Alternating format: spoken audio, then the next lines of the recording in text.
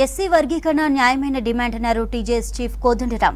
పార్లమెంట్లో కేంద్ర ప్రభుత్వం ఒక చట్టం చేయాల్సిన అవసరం ఉందన్నారు. ప్రత్యేక పరిస్థితుల్లో రాష్ట్రాలకు ఎస్సీ వర్గీకరణ చేసే అధికారాన్ని ఆయా రాష్ట్రాలకు కల్పించేలా చట్టం చేయాలన్నారు. హైదరాబాద్ ధర్నా చౌక్ లో ఎస్సీ వర్గీకరణపై కేంద్ర జాప్యాన్ని నిరసిస్తూ ఎంఆర్పీఎస్ రాష్ట్ర అధ్యక్షుడు వంగపల్లి శ్రీనివాస్ దీక్ష చేశారు. కోదండరాం, ప్రజాగాయని విమలక్క మద్దతు తెలిపారు. వర్గీకరణ చాలా ఏళ్లుగా పెండింగ్లో ఉన్నది. ఇది న్యాయమైనటువంటి డిమాండ్. చివరాఖరికి ఇవాళ తేలింది ఏంటంటే పార్లమెంటు ఒక చట్టం చేయవలసి ఉంటుంది. పార్లమెంటు వర్గీకరణ అధికారాన్ని రాష్ట్రాలకు కల్పిస్తూ చట్టాన్ని చేయాలి. ఆ చట్టాన్ని తొందరగా చేస్తే తప్పనిసరిగా మరి వర్గీకరణ చేసుకోగలుగుతాయి రాష్ట్రాలు.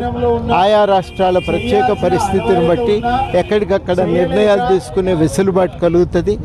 ఈ నిర్ణయాన్ని మరి కేంద్ర ప్రభుత్వం చేసి వెంటనే చట్టాన్ని ఆమోదింపజేసి వర్గీకరణకు తోవను సుగమం చేయాలని చెప్పి కోరుతా ఉన్నా. ఈ నాటి కార్యక్రమం మాత్రమే కాదు, ఈ ఉద్యమాన్ని కూడా సంఘటితంగా నడపగలిగితే తప్ప ఈ డిమాండ్లు నెరవేరు.